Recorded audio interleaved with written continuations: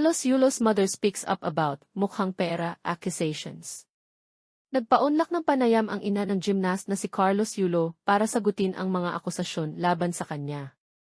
Laman ng balita si Carlos mula pa kagabi, August 3, 2024, matapos nitong masungkit ang gold medal para sa men's gymnastics floor exercise ng Paris Olympics. Dahil dito ay marami ang nagka-interes kay Carlos, hindi lang sa pagiging atleta nito, ngunit maging sa personal na buhay nito. Sa kasisiyasat ng netizens ay naungkat ang hidwaan nito sa kanyang ina na si Angelica Poquez Yulo. Ayon sa haka-haka ay hindi maayos ang relasyon ng dalawa dahil sa usapin ng pera. May mga netizen na nag-akusang imukhang pera si Angelica at naghahabol umano ito sa perang kinikita ng anak bilang atleta para sa national team.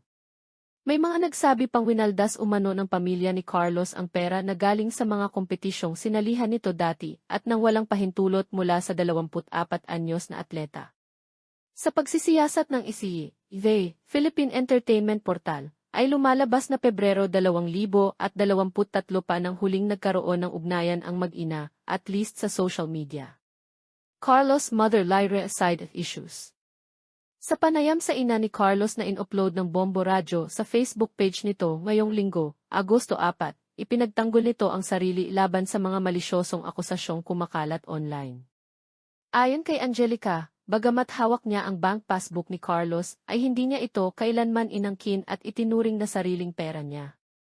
Sa salaysay ni Angelica ay tila nagkaroon ng insidente kung saan nagpagawa ng affidavit of loss si Carlos para makakuha ito ng bagong kopya ng passbook. Since hawak ko yung passbook niya, nagpasa siya ng affidavit of loss. Got it notarized tapos pinasa niya sa lahad ni Angelica. So syempre, sa kanya lang nakapangalan yun. Kaya may right talaga siya na kunin yung pera niya. Kaya lang kasi hindi ko in-expect sa ganung paraan.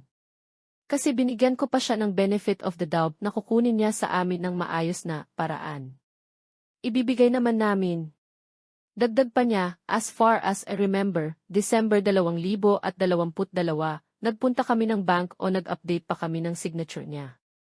Ngayon, kung ako after ako sa pera niya, that time kasi alam ko iba na yung feeling ko.